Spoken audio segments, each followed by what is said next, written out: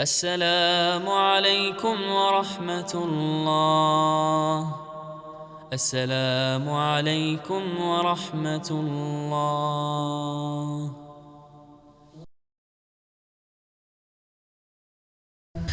ألف لام را، تلك آيات الكتاب المبين. إنا أنزلناه قرآنا عربيا لعلكم تعقلون. نحن نقص عليك أحسن القصص بما أوحينا إليك هذا القرآن وإن كنت من قبله لمن الغافلين. إذ قال يوسف لأبيه يا أبت إني رأيت 11 كوكبا والشمس والقمر رأيتهم لي ساجدين. قال يا بني لا تقصص رؤياك على إخوتك فيكيدوا لك كيدا. إن الشيطان للإنسان عدو مبين. وكذلك يجتبيك ربك ويعلمك من تأويل الأحاديث ويتم نعمته عليك وعلى آل يعقوب كما أتمها على أبويك من قبل إبراهيم وإسحاق إن ربك عليم حكيم. لقد كان في يوسف وإخوته آيات للسائلين. إذ قالوا ليوسف وأخوه أحب إلى أبينا منا ونحن عصبة إن أبانا لفي ضلال مبين. اقتلوا يوسف أو اطرحوه أرضا يخل لكم وجه أبيكم وتكونوا من بعده قوما صالحين. قال قائل منهم لا تقتلوا يوسف وألقوه في غيابة الجب يلتقطه بعض السيارة إن كنتم فاعلين. قالوا يا أبانا ما لك لا تأمنا على يوسف وإنا له لناصحون. أرسله معنا غدا يرتع ويلعب وإنا له لحافظون. قال إني ليحزنني أن تذهبوا به وأخاف أن يأكله الذئب وأنتم عنه غافلون. قالوا لئن أكله الذئب ونحن عصبة إنا إذا لخاسرون.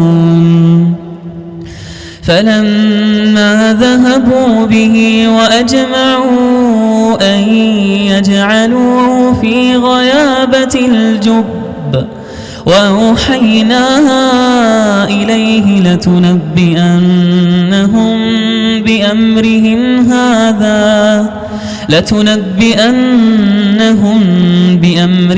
هذا وهم لا يشعرون. وجاءوا أباهم عشاء يبكون. قالوا يا أبانا إنا ذهبنا نستبق وتركنا يوسف عند بعد متاعنا فأكله الذئب وما أنت بمؤمن لنا ولو كنا صادقين وجاءوا على قميصه بدم كذب قال بل سولت لكم أنفسكم أمرا فصبر جميل والله المستعان على ما تصفون. وجاءت سيارة فأرسلوا واردهم فأدلى دلوه قال يا بشرى هذا غلام وأسروه بضاعة والله عليم بما يعملون وشروه بثمن بخس دراهم معدودة وكانوا فيه من الزاهدين. وقال الذي اشتراه من مصر لامرأته أكرمي مثواه عسى أن ينفعنا أو نتخذه ولدا وكذلك مكنا ليوسف في الأرض ولنعلمه من تأويل الأحاديث والله غالب على أمره ولكن أكثر الناس لا يعلمون. ولما بلغ أشده آتيناه حكما وعلما وكذلك نجزي المحسنين. وراودته التي هو في بيتها عن نفسه وغلقت الأبواب وقالت هيت لك قال معاذ الله إنه ربي أحسن مثواي إنه لا يفلح الظالمون. ولقد همت به وهم بها لولا أن رأى برهان ربه كذلك لنصرف عنه السوء والفحشاء إنه من عبادنا المخلصين. واستبق الباب وقدت قميصه من دبر وألف يا سيدها لدى الباب قالت ما جزاء من أراد بأهلك سوءا إلا أن يسجن أو عذاب أليم. قال هي راودتني عن نفسي وشهد شاهد من أهلها إن كان قميصه قد من قبل فصدقت وهو من الكاذبين وإن كان قميصه قد من دبر فكذبت وهو من الصادقين. فلما رأى قميصه قد من دبر قال إنه من كيدكن إن كيدكن عظيم. يوسف أعرض عن هذا واستغفري لذنبك إنك كنت من الخاطئين. وقال نسوة في المدينة امرأة العزيز تراود فتاها عن نفسه قد شغفها حبا إنا لنراها في ضلال مبين. فلما سمعت بمكرهن أرسلت إليهن وأعتدت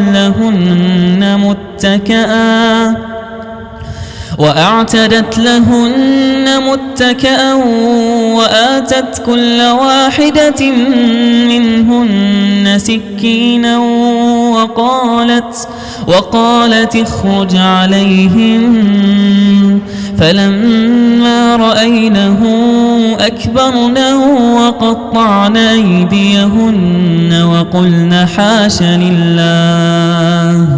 وقلن حاش لله ما هذا بشرا إن هذا إلا ملك كريم.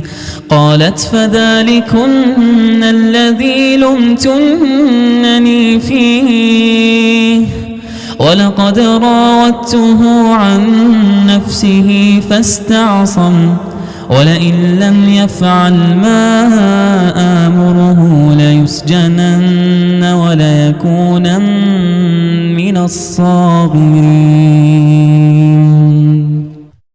قال رب السجن أحب إلي مما يدعونني إليه وإلا تصرف عني كيدهن أصب إليهن وأكن من الجاهلين. فاستجاب له ربه فصرف عنه كيدهن إنه هو السميع العليم. ثم بدا لهم من بعد ما رأوا الآيات ليسجننه حتى حين. ودخل معه السجن فتيان قال أحدهما إني أراني أعصر خمرا وقال الآخر إني أراني أحمل فوق رأسي خبزا تأكل الطير منه نبئنا بتأويله إنا نراك من المحسنين. قال لا يأتيكما طعام ترزقانه إلا نبأتكما بتأويله قبل أن يأتيكما ذلكما مما علمني ربي إني تركت ملة قوم لا يؤمنون بالله وهم بالآخرة هم كافرون. واتبعت ملة آبائي إبراهيم وإسحاق ويعقوب ما كان لنا أن نشرك بالله من شيء ذلك من فضل الله علينا وعلى الناس ولكن أكثر الناس لا يشكرون. يا صاحبي السجن أأرباب متفرقون خير أم الله الواحد القهار ما تعبدون من دونه إلا أسماء سميتموها أنتم وآباؤكم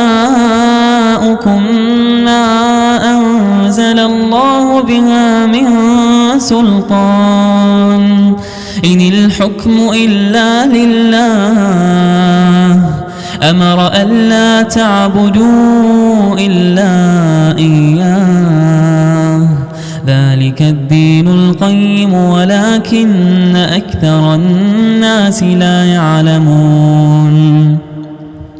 يا صاحبي السجن أما أحدكما فيسقي ربه خمرا وأما الآخر فيصلب فتأكل الطير من رأسه قضي الأمر الذي فيه تستفتيان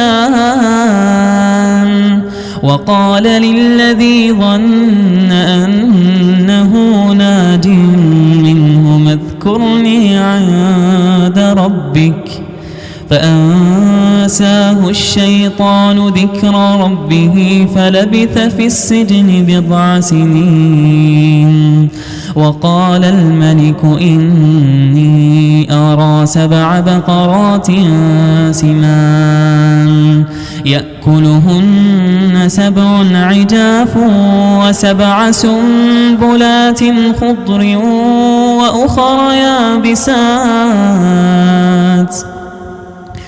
يا أيها الملأ أفتوني في رؤياي إن كنتم للرؤيا تعبرون قالوا أضغاث أحلام وما نحن بتأويل الأحلام بعالمين وقال الذي نجا منهما وادكر بعد أمة أنا أنبئكم بتأويله فارسلون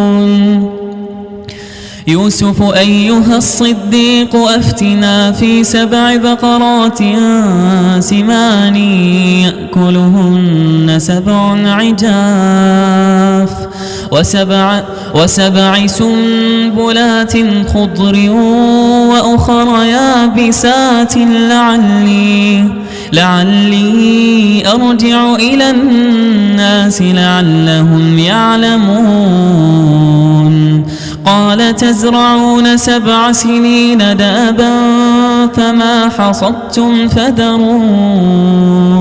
فذروه في سنبله إلا قليلا مما تأكلون ثم يأتي من بعد ذلك 7 شداد يأكلن ما قدمتم لهن إلا قليلا مما تحصنون ثم يأتي من بعد ذلك عام فيه يغاث الناس وفيه يعصرون وقال الملك ائتوني به فلما جاءه الرسول قال ارجع إلى ربك فاسأله ما بال النسوة اللاتي قطعن أيديهن إن ربي بكيدهن عليم قال ما خطبكن إذ راوتن يوسف عن نفسه قلنا حاش لله ما علمنا عليه من سوء قالت امرأة العزيز الآن حصحص الحق أنا راودته عن نفسه وإنه لمن الصادقين ذلك ليعلم أني لم أخنه بالغيب وأن الله لا يهدي كيد الخائنين